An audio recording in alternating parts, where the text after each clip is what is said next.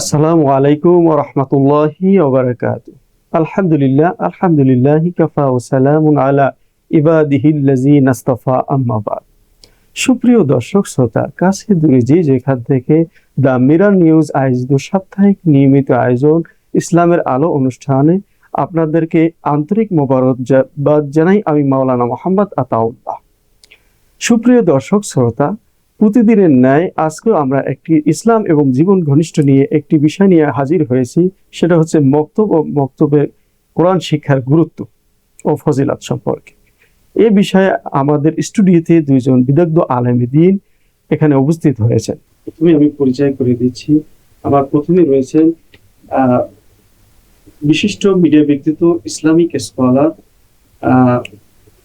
মহাখালী কামিল মাদ্রাসা principal doctor Nazrul Islam মারুফ sir. আসসালামু আলাইকুম ওয়া রাহমাতুল্লাহি ওয়া বারাকাতুহু। এরপরে রয়েছেন বিশিষ্ট মিডিয়া ব্যক্তিত্ব, ইসলামিক স্কলার, ফাদিলাতুশ শাইখ হযরত মাওলানা শেখ ওসমান গনি। আসসালামু আলাইকুম ওয়া রাহমাতুল্লাহি ওয়া বারাকাতুহু। শাইখ, আমি আপনার কাছে প্রথমে জানতে চাইছি যে ইসলামের মক্তব শিক্ষার গুরুত্ব কেমন আছে কোরআন হাদিসের আলোকে, এই সম্পর্কে একটু বিস্তারিত আলোচনা করুন। ধন্যবাদ সুপ্রিয় উপস্থাপক, সম্মানিত দর্শক শ্রোতা। ইসলাম জ্ঞানের ধর্ম। কোরআনে কারীমের প্রথম ওহী ইকরা বিসমি রব্বিকাল্লাযী খলাক, পড়ো তোমার রবের নামে যিনি তোমাকে সৃষ্টি করেছেন। খলাকাল ইনসানা মিন আলাক, তিনি আলাক থেকে মানুষকে সৃষ্টি করেছেন। ইকরা ওয়া রাব্বুকাল আকরাম, পড়ো তোমার রবের নামে তিনি মহাসম্মানিত। আল্লাযী আল্লামা বিল কালাম, তিনি লিখনির মাধ্যমে শিক্ষা দিয়েছেন। আমরা জানি মক্তব কাতাবা ইয়াকতুবু মূল ধাতু থেকে উদ্গত। এর মানে যেখানে লেখা হয়, মানে মক্তবে লেখা পড়া শেখানো হয়, লিখনির মাধ্যমে শেখানো হয়। তো আমরা মক্তব শিক্ষা বলতে ইসলামের প্রাথমিক শিক্ষাকে বুঝি। রাসূল করিম সাল্লাল্লাহু আলাইহি ওয়াসাল্লাম লেখাপড়া শেখানোর জন্য উনি সারা জীবনে 3টি মাদ্রাসা করেছিলেন। আমরা মাদ্রাসার বাংলা হলো বিদ্যালয় বা আমরা স্কুল বলি। তিনি প্রথমে হযরত আরকাম রাদিয়াল্লাহু তাআলা আনহু, বিখ্যাত সাহাবী, ওনার বাড়িতে সাহাবে একরামের শিক্ষা ব্যবস্থা করলেন। এটাকে আমরা দারুল আরকাম বলি। এবং সেখানে ওস্তাদ ছিলেন নবী করিম সাল্লাল্লাহু আলাইহি ওয়াসাল্লাম নিজে, আর সাহাবে একরাম ছিলেন ওনার ছাত্র। মদিনা মুনাওয়ারা হিজরতের পরে নবী করিম সাল্লাল্লাহু আলাইহি ওয়াসাল্লাম মসজিদে নববীর যে সংলগ্ন আসহাবে সুফা যে স্থান, সেখানে তিনি আবার দ্বিতীয় মাদ্রাসা বা মক্তব প্রতিষ্ঠা করলেন। এবং সেখানে ওস্তাদ ছিলেন নবীজি স্বয়ং এবং সিনিয়র সাহাবীগণ, আর ছাত্র ছিলেন সাহাবীগণ এবং দেশি বিদেশি আগন্তুকরা। 3 নম্বর নবীজি আরেকটি প্রতিষ্ঠান করেছেন লেখাপড়া শেখার জন্য। সেটি হলো বদরের যুদ্ধের পর যেই শিক্ষিত কুরাইশরা বন্দী হয়েছিল, তাদের অনেকে মুক্তিপণ দিতে পারেনি। নবী করিম সাল্লাল্লাহু আলাইহি ওয়াসাল্লাম ঘোষণা দিলেন, এই যারা 10 জন শিশুকে লেখা এবং পড়া শিখাবে তাদেরকে মুক্তিপণ ছাড়াই মুক্ত করে দেওয়া হবে। সুবহানাল্লাহ। এবং এই 10 জনকে হয়তো 1-2 মাসের মধ্যে ওই বন্দীগণ লেখা এবং পড়া শিখিয়েছেন, মানে বর্ণ পরিচয়, লিখন এবং পঠন। তো আমরা এখান থেকে দেখি এখানে যারা শিক্ষক ছিলেন তারা কিন্তু অমুসলিম ছিলেন, মানে মুশরিক, তখনও তারা ইসলাম গ্রহণ করেনি। কিন্তু শিশুরা, যে মুসলিম সাহাবা একরামের শিশুরা, সন্তানেরা তাদের ছাত্র ছিল। মানে লেখাপড়া কত গুরুত্বপূর্ণ। তো আমরা আমাদের এই মক্তব শিক্ষার মধ্যে কি কি শেখানো হয়? আমাদের মক্তব শিক্ষার মধ্যে ঈমান শেখানো হয়, নামাজ শেখানো হয় এবং আদব কায়দা, ইবাদত বন্দেগী, যে বাবা মার সাথে কি হুসনে খুলুক, সুন্দর আচরণ করবে, মানুষের সাথে কিভাবে সুন্দর ব্যবহার করবে, সালাম দিবে, আদব কায়দা, ভদ্রতা, শিষ্টাচার, সভ্যতা, এগুলো শেখানো হয়। অর্থাৎ একজন সুনাগরিক তৈরির জন্য আমাদের এই মক্তব শিক্ষাটা অত্যন্ত গুরুত্বপূর্ণ। এবং এই মক্তব শিক্ষাটা ইসলামের সূচনা লগ্ন থেকে চলে আসছে, আবহমান কাল থেকে। কিন্তু বর্তমানে আমাদের বাংলাদেশে বা উপমহাদেশে আমাদের এই মক্তব শিক্ষার দুর্দিন চলছে। আমাদের মক্তব শিক্ষা, আমরা নিজেরাও কিন্তু মক্তবে কোরআনে কারীম পড়েছি। কায়দা, আমপারা, সিপারা, মানে 30তম পারা, যেটাকে আমরা আমপারা বলি, এগুলো আমরা পড়েছি। এবং এই মক্তবে আমরা অনেকে হেফজের অনেকটা পড়েছি, মক্তবে আমরা অনেকে উর্দু আরবি কিছু পড়েছি, তালিমুল ইসলাম, নুজহাতুল কারি, তারপরে ফাওয়ায়েদে মাক্কিয়া, এগুলো আমরা মক্তবে উস্তাদের কাছে পড়েছি। মানে এই কেরাত সহি করা, কোরআন সহি করা, হিফজের প্রস্তুতি, এগুলো মক্তব হয়েছে। আরেকটা বিষয় ছিল আমাদের একটা ঐতিহ্য, মক্তব কিন্তু ফজরের পরে সকালে, ওই সময় মস্তিষ্ক শীতল থাকে, ব্রেন ঠান্ডা থাকে এবং সহজেই সবকিছু ধারণ করা যায়। তো আমাদের শিশুরা যদি এই শৈশবে ছোটবেলায় মক্তব শিক্ষা গ্রহণ করে, তারা সুনাগরিক হবে, তারা সৎ মানুষ হবে, নৈতিক শিক্ষা তারা এখান থেকে গ্রহণ করতে পারে। কিন্তু আমাদের আজকাল বিভিন্ন কিন্ডারগার্টেন স্কুল বা অন্যান্য কারণে আমাদের মক্তব শিক্ষা প্রতি তাগিদটা কমে গিয়েছে বা এটি পরিবর্তন হয়েছে। অনেক জায়গায় জোহরের পরে বা আসরের পরে মসজিদে মক্তব শিক্ষা দেয়া হয়, কিন্তু আমাদের সকালের মক্তবটা চালু রাখা দরকার এবং যদি সেটি সম্ভব না হয় এর বিকল্প চালু করা দরকার, যেমন আসরের পরে, ফজরের পরে, অথবা অন্য কোনো সময় এটি স্কুলের আগে বা পরে, এমনকি স্কুলের সাথেও এই মক্তব শিক্ষাটা যুক্ত করা যেতে পারে, স্কুলের আগে অথবা স্কুল ছুটির পরে। পাশাপাশি আমাদের এই যে মক্তব শিক্ষাটা যদি আমরা দেখি, আমাদের আজকাল যে নৈতিক শিক্ষার অভাব, আমাদের সমাজে নানান রকমের শিশুরা কিশোর গ্যাং তৈরি হচ্ছে, শিশুরা মাদকাসক্ত হচ্ছে, আমাদের সন্তানেরা এই সন্ত্রাসী কর্মকাণ্ডের সাথে জড়াচ্ছে, বড়দের সম্মান করছে না এবং তাদের জীবনের লাইফস্টাইল পরিবর্তন হয়ে যাচ্ছে, শৃঙ্খলাবোধ নেই, তারা সারারাত জেগে এই মোবাইল টিপছে এবং ফজরের নামাজ পড়তে পারছে না। এই ধরনের যে সমাজের অবক্ষয়, অধপতন, এর জন্য মূল কারণ হলো মক্তব শিক্ষা না থাকা।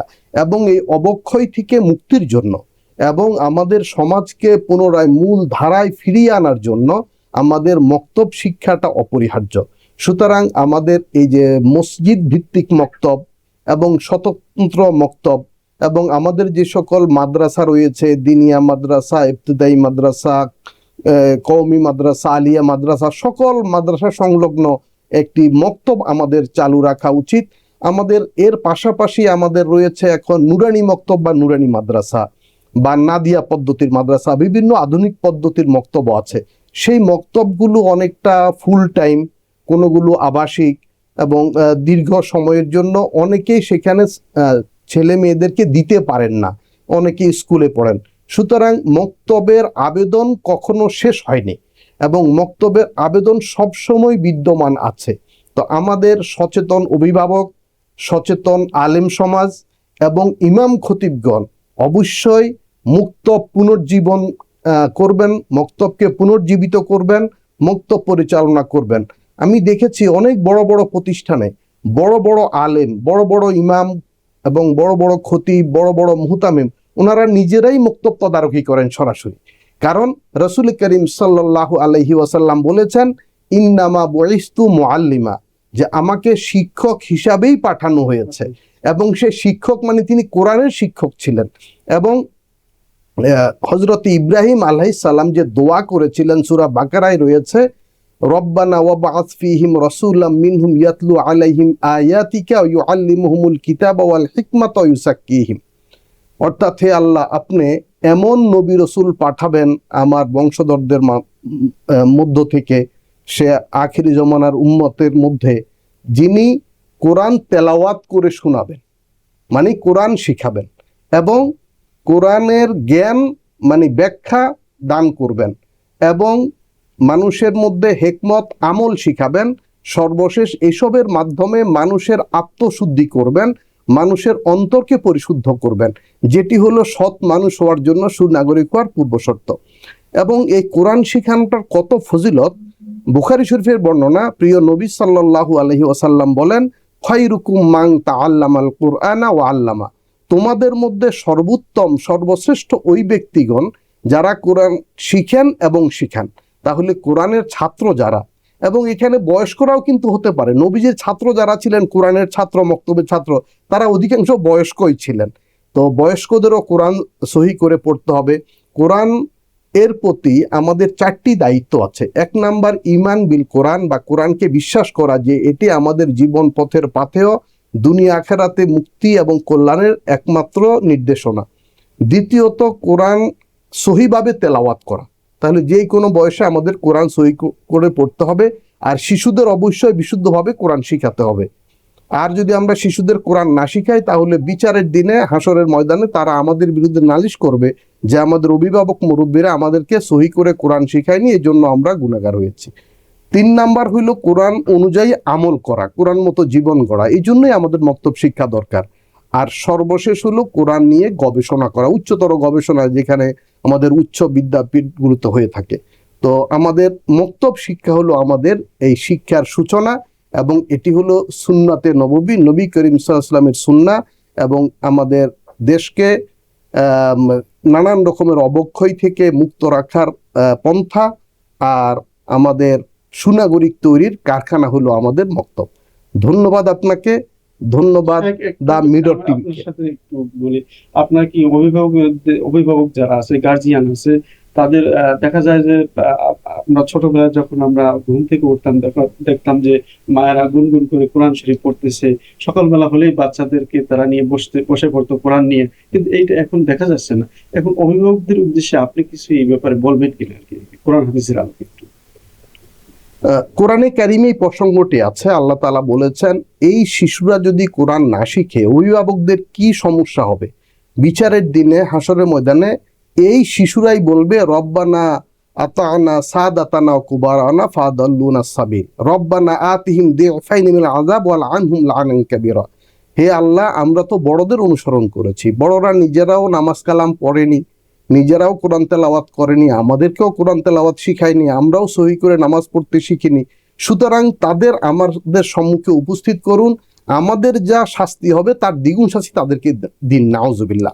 সুতরাং অভিভাবকরা যদি অবহেলা করেন, শিশুদের কোরআন শিক্ষা না দেন, কোরআন শিক্ষা দেওয়া ফরজে আইন, সহি করে কোরআন তেলাওয়াত করা ফরজে আইন, এই ফরজে আইন থেকে তাদেরকে যদি মাহরুম করা হয়, বঞ্চিত রাখা হয়, তাহলে রোজ হাসরে আল্লাহর আদালতে তারা বিচারের সম্মুখীন হতে হবে।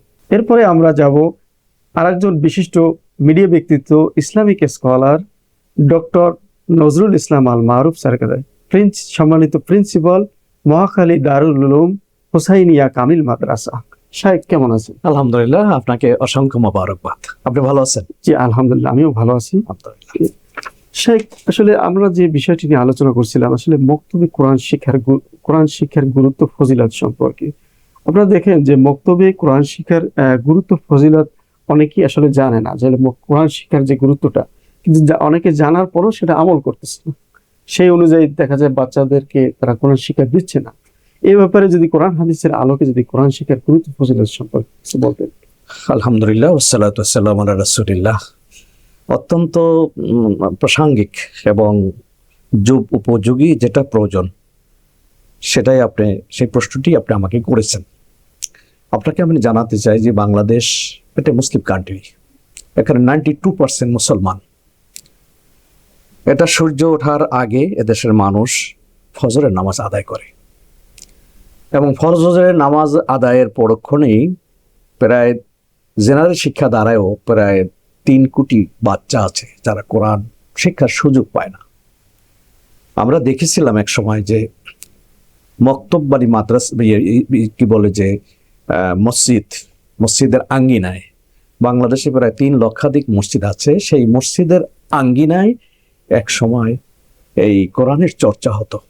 প্রাথমিক পাঠদান কোরআনে হতো, যে ইকরা বিসমি রব্বিকাল্লাযী খালাক। সেই আয়াতের মিস্তাক অনুযায়ী মুসলিম তার সন্তানকে কোরআন শিক্ষা দেওয়ার জন্য মক্তবে পাঠাতো। তার কি পড়তো? প্রথম আরবি হরফের সাথে তার পরিচিতি লাভ করত, তারপর কায়দা পড়তো। এরপরে তার ছোট্ট ছোট্ট যে সূরাগুলি আছে, আপনি দেখবেন যে অনেক যুবককে জিজ্ঞাসা করলে নামাজ পড়ে সূরা ফাতিহা, সূরা ইখলাস, কুল হুয়াল্লাহ, এর বাইরে কোনো সূরা সে জানে না। তার কারণটা হলো সে মক্তবে লেখাপড়া করে নাই। মক্তবে যদি সে লেখাপড়া করতো, তাহলে অন্ততপক্ষে 10টি সূরা, সূরা আলামতারা পর্যন্ত 10টি সূরা তার হেফজ থাকতো। মক্তবের ওস্তাদের কাজ হলো আরবি অক্ষরের সাথে পরিচিতি করিয়ে দেয়া, এবং কোরআনের যে মৌলিক শিক্ষা আছে, যেটা না হলে নয়, যেটা না হলে নামাজ হবে না, যেটা না হলে মোনাজাত হবে না, যেটা না হলে আদব শিখতে পারবে না, যেটা না হলে তাদের ভিতরে নৈতিকতা সম্পন্ন মানুষ হবে না, সেই শিক্ষাগুলি আসলেই মক্তবে দেওয়া হয়। আর মক্তবের যে শিক্ষাটা কার নকশ ফিল হাজার, যেমন পাথরে যে খোদাই করা যে লেখাটি হয় সেটা কিন্তু মুছে যায় না। আপনি আমরা ছোটবেলায় যে যে পড়াটা আমরা পড়েছি সেটা কিন্তু আজও আমরা ভুলে যাইনি। আমাদের এই বাংলাদেশের এই মুসলমানের সন্তানদেরকে আজকে মক্তবের গুরুত্বটি কমিয়ে দেওয়া হয়েছে। আজকে তারা ঘুমিয়ে থাকে অথবা ইংলিশ মিডিয়াম স্কুলে তারা চলে যায়। শাইখ, আমি এখানে একটু অ্যাড করতেছি যে আগে একটি মাদ্রাসা ছিল যে ফোরকানিয়া মাদ্রাসা নামে একটি, বিভিন্ন জায়গায় ফোরকানিয়া মাদ্রাসা ছিল। সেখানে কিন্তু মক্তবে কোরআন শেখানো হতো এবং সেখানে আদব কায়দা, একজন মুরব্বী দেখলে তাকে সালাম দেওয়া, বাবা মাকে সালাম দেওয়া, এগুলো মক্তবে শিক্ষা দেয়। এবং অন্যায় অশ্লীল কাজ থেকে মানুষদেরকে ফিরিয়ে রাখার জন্য এই ফোরকানিয়া মাদ্রাসা আগে ছিল, একটা সময় ছিল, কিন্তু এখন এই ফোরকানিয়া মাদ্রাসাগুলো একেবারে নিমেষে শেষ হয়ে যাচ্ছে। এখন এখন এটার এই সম্পর্কে যদি একটু ফোরকানিয়া মাদ্রাসাটা বলছেন, এটাই প্রথম নাম ছিল মক্তব, তারপরে হলো ফোরকানিয়া। পরবর্তী ধাপে এটা নাম ইবতিদায়ী মাদ্রাসা, যেটা জিয়াউর রহমানের পরে প্রেসিডেন্ট এরশাদ এবং শর্ষিনার পীর আবু জাফর মোহাম্মদ সালের পরামর্শে বাংলাদেশে প্রতিটি ইউনিয়নে, প্রতিটি গোসায় গোসায় ইবতিদায়ী মাদ্রাসা প্রচলনটি করেছিলেন। কিন্তু পরবর্তী গভর্নমেন্ট চেঞ্জ হওয়ার পরে এই ইবতিদায়ী মাদ্রাসাকে গুরুত্ব দেওয়া হয়নি। আজও পর্যন্ত ইবতিদায়ী মাদ্রাসাকে, যেমন প্রাইমারি মাদ্রাসা স্কুলগুলিকে কিন্তু সরকারিকরণ করা হয়েছে, কিন্তু সেই ইবতিদায়ী মাদ্রাসাগুলি, যেটাকে ফোরকানিয়া বলি বা মক্তব বলি বা ফোরকানিয়া মাদ্রাসা যার নামই বলি, সেটাকে কিন্তু ওইভাবে প্রমোট করা হয়নি। যদি করা হতো তাহলে আমাদের এই প্রায় 3 কোটি মুসলমানের সন্তানেরা ওরা কোরআন শিক্ষার সুযোগ পেত। আর আপনার এই মিডিয়ার মাধ্যমে আমি জানাতে চাচ্ছি যে পৃথিবীর কোনো কিছু তেলাওয়াত করলে কোনো সওয়াব নাই, কিন্তু কোরআন পড়লে একটা অক্ষর 10টা নেকি। আলহামদুলিল্লাহ, এর চেয়ে বড় নিয়ামত মুসলমানের জন্য কি হতে পারে? সেখানেই প্রায় নবী সাল্লাল্লাহু আলাইহি ওয়াসাল্লাম তার সাহাবায়ে কেরামদেরকে এই একটু আগে যিনি বলে গেলেন, মসজিদের বারান্দায়, মসজিদই তো ছিল, মসজিদ নববী তো ছিল রাষ্ট্রের প্রধান সিংহাসন, এখান থেকে রাষ্ট্র পরিচালনা করতেন, সেখানে কোরআনের দর্শ দিতেন। এই দর্শটাই ক্রমান্বয়ে পাক ভারত উপমহাদেশে ফোরকানিয়া বলেন আর মক্তব বলেন আর ইবতিদায়ী মাদ্রাসা বলেন, সেটা এই রূপটি এখন এটা ধারণ করেছে। কিন্তু দুঃখের বিষয়, পরিতাপের বিষয় হলো আমাদের এই দক্ষিণ পূর্ব এশিয়া, বিশেষ করে বাংলাদেশে কোরআনের চর্চাটি ছোটবেলার শিশুদের, যারা মনে করেন যে স্কুলে পড়ে, যারা মাদ্রাসায় পড়ে না, ওদের তো কোরআন শিখতে হবে, কোরআন তো পড়তে হবে। নামাজ কিভাবে পড়বো, রোজা কিভাবে রাখবো, রুকু কিভাবে করবো, সালাম কিভাবে দিব, আদব কায়দা কিভাবে আমরা শিখবো, এগুলি তো শিক্ষা দিতে হবে। এটা কিন্তু শুরু হয় একেবারে ফোরকানিয়া মাদ্রাসা থেকে শুরু হয়। সঠিক যে কিভাবে আদবটা করবে, আসলে মুরব্বিদের দেখলে সালাম দেবে, তারপরে কোরআন শিখবে, এগুলো তো এই যে মক্তব থেকে শুরু হয়। এবং আপনাকে আমি আরেকটি বিষয় জানাতে চাচ্ছি, আপনি দেখবেন যিনি নামাজি হন তার সন্তানকে কিন্তু মসজিদে নিয়ে যায় নামাজ পড়াবার জন্য, আর যিনি নামাজি হন না তার সন্তানকে সে কিন্তু টুপিও পড়ায় না, ইসলামিক ড্রেসও পড়ায় না। সে কি পড়ায়? সে যা হাফ প্যান্ট আর প্যান্ট পরে আর শার্ট পরে আর জিন্সের কি পরে নাকি। কিন্তু একদম দেখবেন একজন আলেম, একজন ধার্মিক, একজন আল্লাহওয়ালা, যিনি কোরআন পড়েন, যিনি নামাজি, যিনি মানে আল্লাহ এবং রসুলকে মহব্বত করেন, তার সন্তানকে ছোটবেলায় আজান দেয় যখন দুনিয়াতে আসে, এরপরেই তাকে মক্তবী শিক্ষা দেয় এবং মসজিদে নিয়ে যায়। আরেকটা বিষয়, সেটা হচ্ছে যে আপনাদের বাংলাদেশে অনেক প্রাইমারি স্কুল আছে এবং হাই স্কুল লেভেল আছে, সেখানেও কিন্তু প্রাইমারি লেভেল আছে, প্রত্যেকটা প্রতিষ্ঠানে প্রাইমারি লেভেল আছে। আসলে এখানে কি কোরআন শিক্ষার কতটুকু জরুরি, খুব সুন্দর জরুরিয়াত আছে? আপনাকে অসংখ্য মোবারকবাদ, আপনি একটি ভেরি ভেরি ইম্পর্টেন্ট, হাজা আমরুন মুহিম্মুন জিদ্দান। বাংলাদেশে যে প্রাইমারি স্কুলগুলি আছে, আমি মনে করি এই প্রাইমারি স্কুলগুলিতে একজন ধর্মীয় শিক্ষক থাকা দরকার, যিনি ওই মক্তবের পড়া পড়াবেন, তিনি সেপারা পড়াবেন, তিনি আমপাড়া পড়াবেন, তিনি 12টি সূরা মুখস্থ করাবেন, তিনি দোয়াগুলি মুখস্থ করাবেন। কিন্তু আজকে দুঃখের পরিতাপের বিষয়, বাংলাদেশে আজও পর্যন্ত বারবার দাবি, আমি নিজেও প্রেস ক্লাবে অনেক কথা বলেছি, যে বাংলাদেশের এটা ধর্মপ্রবণ দেশ, এই দেশের মানুষ বাঁচতে চায়, ধর্মের প্রতি তাদের দুর্বলতা আছে, প্রাইমারিতে একজন ধর্মীয় শিক্ষক নিয়োগ করুন। এখানে দেখেন আবার একটা বিষয়, সেটা হচ্ছে আপনারা দেখেন পুরো পৃথিবীতে যতগুলো দেশ আছে তার ভিতরে কিন্তু কোরআনের হাফেজ বাংলাদেশে বেশি। এই জন্য আমরা শুকরিয়া বলি সবাই আলহামদুলিল্লাহ। কিন্তু এই যে এত হাফেজ, এদেরকে আমরা কেন কাজে লাগাইতেছি না? আসলে এটা গভর্নমেন্ট থেকে কোনো আসলে তাদের কোনো আসলে কর্তব্য আছে কি? অত্যন্ত বড় মানে একটা সুন্দর মেসেজ আপনি দিয়েছেন। দেখা যায় আমাদের একটা খেলাধুলা, রাষ্ট্রের খেলাধুলা, বিদেশে বাংলাদেশ ভালো রেজাল্ট করেছে, ভালো পারফরমেন্স দেখাইছে, তাকে বিমানবন্দরে অভ্যর্থনা জানানো হচ্ছে। কিন্তু কোরআনের পাখিরা, আমাদের সন্তানেরা কোরআনের যে খেদমতটা করছেন, গোটা ওয়ার্ল্ডে বাংলাদেশের মতো আর খেদমত কেউ করছে না।